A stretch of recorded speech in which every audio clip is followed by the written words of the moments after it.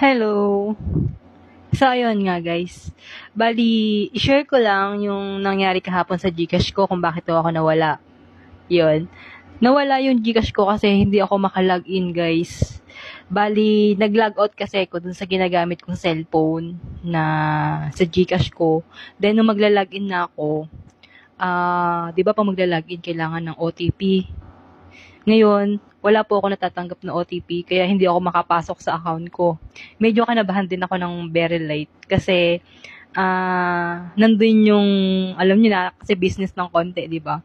Nandun yung laman ng Gcash ko, yung mga nagpa-Gcash sa akin, nandun yung laman. Tapos yung sahod ko kay Meta, nandun din. Kaya medyo kinabahan ako ng very late kahapon nung nawala nung hindi ako makapasok sa Gcash account ko dahil walang OTP. Super tagal niya, guys, kasi nag-start ako ng 10 a.m. kahapon, then hanggang magte 10 p.m. na